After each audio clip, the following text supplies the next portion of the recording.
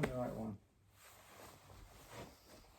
Hi, my name is Kathy McAdory. I'm a student at Auburn School of Nursing, and today I will be performing a head-to-toe assessment. Today, for demonstration purposes, first of all, I would have performed hand hygiene before I came in. I also would have introduced myself as I came into the room. But for time today, a few things. Vital signs would have already been taken. Those were within normal limits. And then the eye chart and Snellen chart would have already been performed. And for demonstration, we'll say that he has 20/20 vision. Also, we will be just using one side of the body today for demonstration purposes. So as I get started, when he walked in, I did notice he had a steady gait, and he was able to do the heel to toe, walking on his tiptoes, and then we're going to perform the Romberg at the very end of the exam. So I'm going to go ahead and get started. The first thing I'm going to do is start with his head, and I'm going to be looking to be sure. I'm just inspecting his head first, and I'm making sure that I don't see anything that's abnormal. I'm looking first of all at the shape of his head, which is symmetric.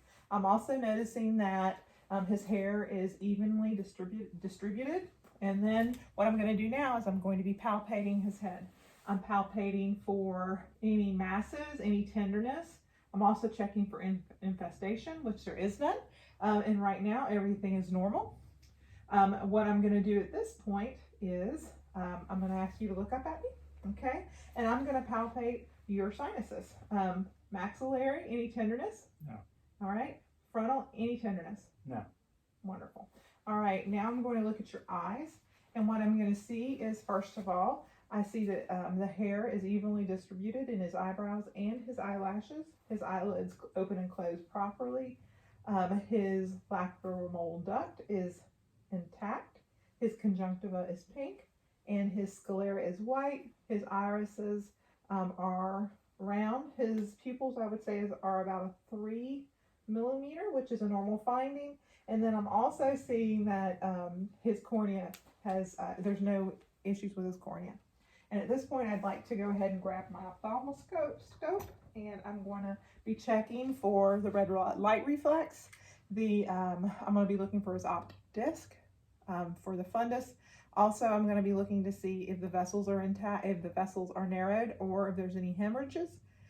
And I'm also going to be looking to see if the macula, I'll be looking at the macula as well. So I'm going to go ahead and I'll be looking at your eye. Okay, I'm going to look at this.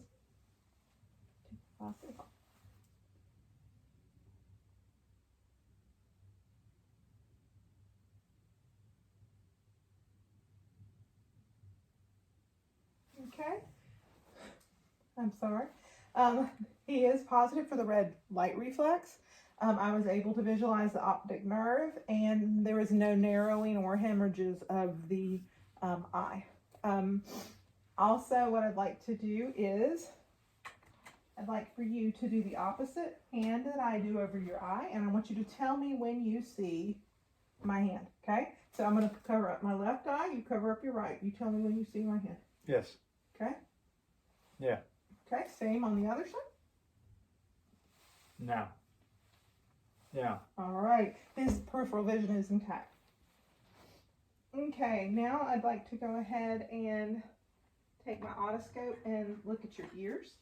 One thing that I didn't do, I'd like to come back to in just a moment, is I did not look at his nose, and we'll look at that in just a moment. All right, so I'm going to be looking at his ear. I'm looking to see if the canal is intact. Before I begin this, I'm inspecting his ears, looking to be sure that they're symmetric. I'm also looking to be sure there's no abnormalities, lesions, anything wrong with the skin. And then I would actually palpate. Any pain? No. Tenderness? Perfect. And now I'm going to go ahead and look in the ears. Okay. I'm looking for foreign bodies. I want to be sure I can visualize the tympanic membrane, and I want to be sure that I can see a cone of light. Okay, and I'm able to visualize the membrane. It is pearly gray. I'm able to see the cone of light and the malleus in the eardrum. Those are all normal findings. Okay, now I'm going to be doing the Weber test, which is going to be, I want you to tell me when you no longer hear, excuse me, I'd like for you to tell me if you hear this in both ears. Okay. Oh yeah. Both. Okay. He's got lateralization, which is a normal finding. At this point, I'm going to do the Renee test, and I'm going to put this on the back of your ear. I want you to tell me when you no longer hear it, and then I'll move it, and you tell me when you no longer hear it again. Okay? Okay.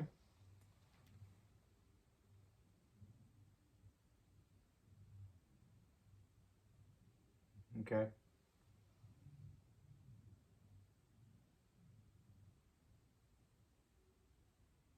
Okay. And we have a normal finding because air conduction is greater than bone. What I'd also like to do at this point is I need to look in his mouth and his nose. So I'm just going to go ahead and use this as my thing. All right. And so I'm looking at his nose. His nose is symmetric. It is straight. There's no deviation. And I'm going to look in his turbinates. Sorry for the light. They're pink and patent. And his septum is midline. It's not deviated. Can you please put one finger on the side and you blow in and out? Same on the other side. Both nares are patent, and there are no there's no drainage. All right, what I'd like to do now, if you don't mind, I'd like to look at your mouth. And I see his mouth and his lips. His lips and mouth are intact. They're not dry, cracked. They're pink and moist.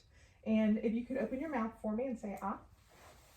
Ah. Okay, his uvula is midline. Tonsils are absent. Buccal membrane is pink and moist. Okay, if you could stick your tongue out for me, up.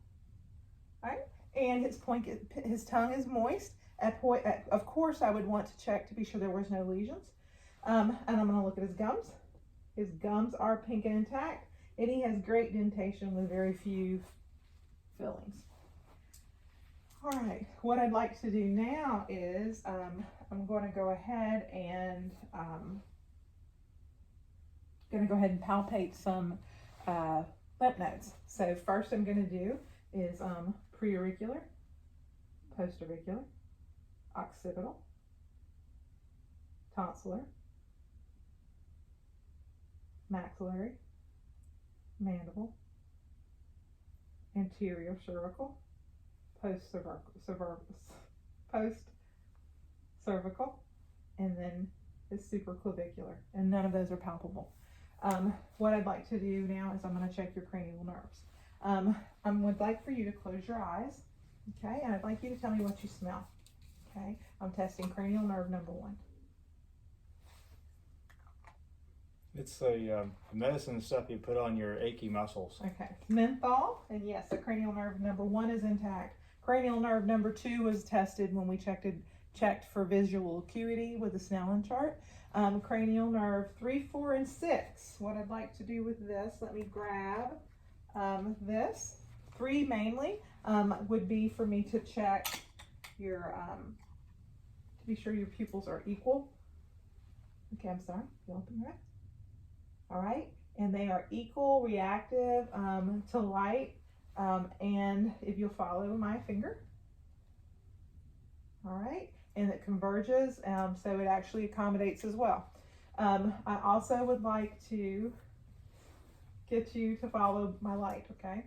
So if you'll follow this up. All right, 3, 4, and 6 are actually intact. Now I'd like to check on cranial nerve number 5. Can you clench your muscles can you clench your teeth? Perfect, that's intact. Cranial nerve number 6 is going to be, cranial nerve number 7. I need you to, I'm gonna grab this real quick. Number 7, I need you to raise your eyebrows, puff your cheeks, frown, smile. All right, cranial nerve 7 is intact. Cranial nerve 8 is, I'm going to be whispering to you. I'd like you to tell me what it is that I say. 7, 2. Very good. All right, cranial nerve number 9 and 10 are going to be, that's going to be if you could open your mouth, and then I would, if I had a tongue depressor, I would place down, I'd say ah. Ah. I'd see the uvula rise, And then I also would gag him, which would be a positive, that number 9 and 10 would be intact. Number 12, this is going to be, number 11 is going to be his shoulders. Can you shrug, please? All right, can you turn your head? All right, cranial nerve 10, cranial nerve 11 is intact, and cranial nerve number 12, can you stick your tongue out at me? Up, down, side to side. Cranial nerve 12 is intact. All right, we finished this. Now I'm going to go ahead and take a look at his neck. And I'm going to have you hold your head up for me. All right, and I'm looking first of all to be sure his neck is symmetric. Everything is symmetric. And now I'm actually going to palpate. I see that his skin is evenly colored as well. And I'm going to palpate, first of all, his carotid. Okay, and then I'm just feeling around for soreness. All right, and everything is good. I'm going to go ahead now and auscultate his carotids. I'll be checking for bruits. And of course, I'm just going to be checking one at this time. All right, there's no bruits at this time, I can hear. What I would want him to do as well is, if you could just turn a little, okay? I would have, if we were in an exam room, I would have him have a sip of water. I would have him drink a little sip of water and swallow. And for that, I would be checking on his thyroid, and his thyroid is not palpable. Okay, at this time, if you could please lay down for me, okay? He says, amen. What I would want to check at this time is for JVD. In the real world, I would have him turn to the side. If you look over here, then just your neck. All right, and I can see here, I can see his jugular vein. And what I would do in a traditional setting is I would raise the bed up until I was able to measure and see what his jugular vein distension, if he had any jugular vein distension, and of course he doesn't, which is a normal finding. All right, so at this point, after I've checked that, I'm going to have him sit up so that I can check his back. Okay, and if you'll sit all the way up for me, I'm sorry. And I would inspect first, okay, looking to see, of course, he's not barrel chested, checking to be sure he's symmetric, and I noticed that he is. So what I would do at this point is just kind of palpate on feeling for any abnormalities. And of course, in the real world, I would have my patient's shirt off so that I could do the skin to my stethoscope and be able to visualize everything. Everything is normal and symmetric. I feel nothing abnormal. What I'd like to do now is do tactile Fremitus. Okay. Each time you feel my hands touch your back, if you could please say 99. 99. 99. 99. 99. Okay. And that is resonant. That's normal. What I'd like to do also now is I'm going to percuss. And I'm expecting to hear some dullness. All right, and as I do that, what I want to do now is check for diaphragmatic excursion. I don't have anything. I would normally have some stickies that I would use to mark so that I would able to tell the span, the difference of the span. But what I would do is ask him to take a good deep breath in, and if he would blow it out, hold that.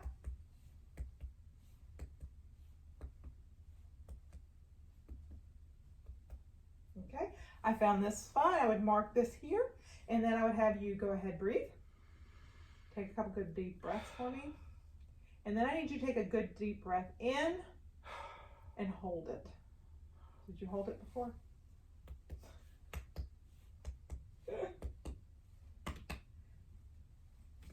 Which is kind of hard. All right, and that's there. I could measure that, and that would show me my diaphragmatic excursion. All right, the other thing I want to do is check on his lung expansion. Can you please take a good deep breath in? All right, and out. All right, and that is within normal limits as well. What I'd like to do now is have him turn around and face me. Okay, and at this time, I'm going to inspect his chest. And when I do this first again, he has a sore back. So I'm going to look at his chest, and I see that everything is symmetric. I don't see any abnormalities. And then I would actually palpate, okay? And I'm just feeling for any abnormalities, looking for any tenderness. One thing I did not do before he turned around was check for CVA tenderness, and I would need to check that as well. So everything is within normal limits. The other thing I'd like to do now is I want to go ahead and palpate his cardiac points, his aortic, his pulmonic, his herbs, tricuspid, mitral, and then his apical. All right. And apical is where I'm going to feel the point of maximum intensity. What I'd like to do now is I can go ahead and percuss, just as I did before, but I'm going to check for tactile firmness. If you could please just say 99 each time. 99, 99, 99. All right. And again, he's resonant. At this point, then I would percuss.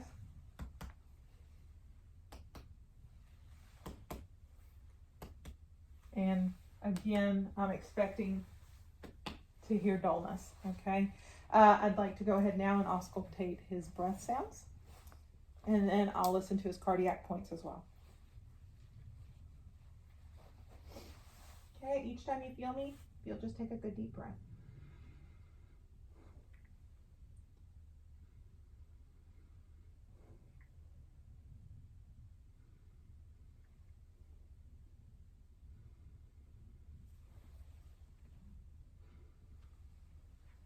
And I believe I missed listening on the back earlier, so each time you feel me, if you'll just breathe for me.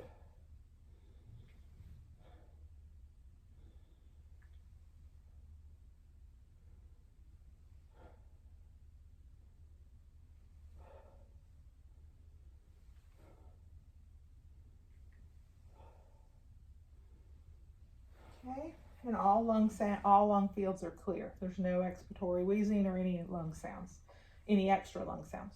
I'm out now. I'm going to listen for my cardiac points. I'm sorry. Aortic, pulmonic, herbs, tricuspid, mitral.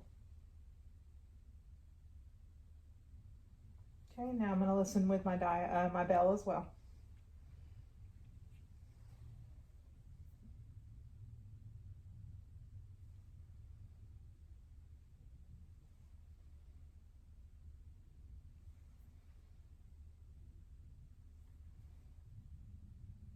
Okay, S1, S2 are heard clearly with no extra heart sounds. I would like for my patient to go ahead and lie down because I need to listen to those heart sounds while he's lying down as well.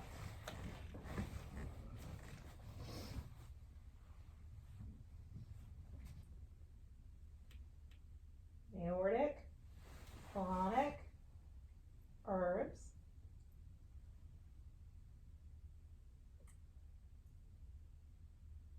tricuspid, mitral. Okay, again, S1, S2 noted with no extra heart sounds or murmurs heard. What I'd like to do now is I'm going to inspect his stomach. Okay. All right, and what I'm doing first of all is I'm just looking to be sure that everything is symmetric. I'm looking at skin to be sure. I'm looking at his skin to be sure it's uniform.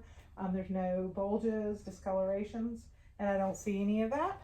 And of course, what I want to do now is I'm actually going to auscultate. Oops, sorry. This might be a little cold. Listening to all 4 quadrants.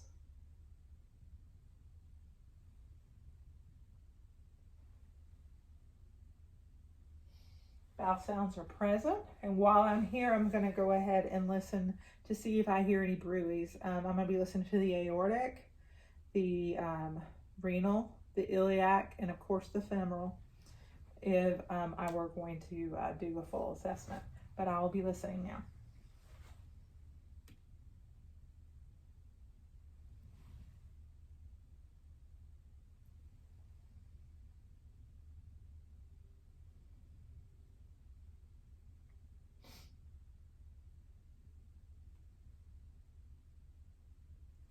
Okay, and there's no bruise noted. What I'd like to do at this point is I'm going to go ahead and I'm going to palpate. All right, I'm going to palpate lightly at first, and I'm just feeling for any masses. I'm watching for tenderness. All right, and I don't have any of that. What I'd like to do next is palpate deeply, and I'll be palpating for to see if I can feel the margins of the liver, the spleen, or the kidneys, and the aorta. Okay, so I'll be pushing a little harder. Okay.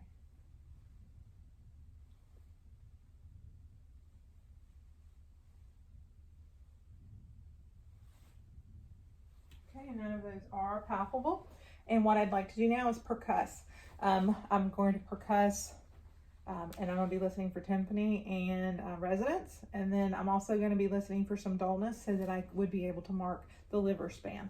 And if the spleen is, if I'm able to palpate the spleen, percuss the spleen as well.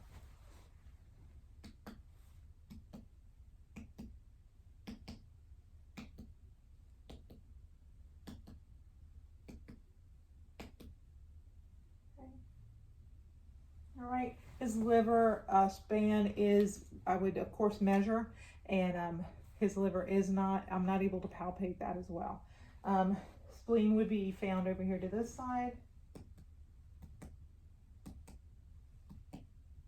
But as I listen, I'm able to hear the resonance. All right, the last thing that I would like to do with his abdomen is that. I could also check for his abdominal reflex.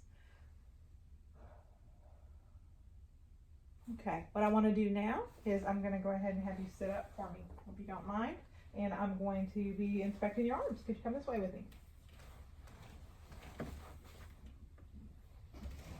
Okay, and so what I'm going to start with is I'm looking at his arms. Can you just hold your arms out and turn them over for me? All right, I'm checking his arms, I'm inspecting them. I'm noticing that he has, his hair is evenly distributed on his arms, and that he's not got any lesions. His skin is intact. Now I'm gonna palpate, and any tenderness? No. Okay. I'm gonna go ahead and palpate his epitrocular nodes, and I'm just feeling. All right, and they're not palpable, which is a normal finding. At this point, I'm going to go ahead and I'm going to check your capillary refill. That's +2 brisk, which is normal. I'm going to be palpating my your radial pulses, your brachial. I checked your carotids earlier. And then, of course, we would check femoral, popliteal, dorsus pedis, and then pedal. Those are all 2+ equally. Now what I'd like for you to do, if I could see your hands, can you squeeze my hands? Okay, and can you open your hands? All right, can you take your hands down, up, hands up, wrist, can you take your wrist and do in circles? Perfect. All right, can you put your arms, up, pull towards you, you're like a bicep curl. Okay, pull down. All right. And then can you shrug your shoulders? You can put your hands down. All right. And then can you please push against me with your shoulders? Perfect. All right. Can you take your shoulder? I would like you to take this shoulder over your head. Okay. Behind your back. Behind your back. All right. Can you take that shoulder and put it over your chest? All right, so he showed me that he has good range of motion. So can you put the arm down? He showed me he has good range of motion, and that he's got strength 5 of 5. What I'd also like to do now is I'm going to check his reflexes. Okay, I'm going to start out. I'm going to be checking his radial reflex.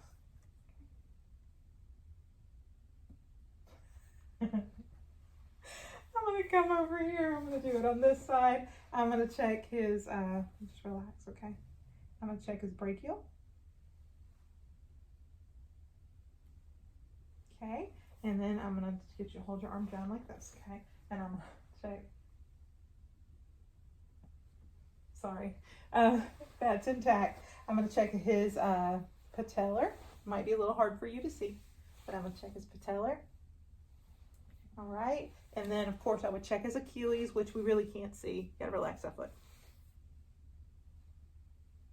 Okay. So all reflexes are within normal limits. What I would like for you to do now is if you lay on your back. Okay. One thing that I didn't check earlier as well that I didn't realize is I did not ask him to tell me where I was touching him on his face and if he felt soft or dull sensations or sharp.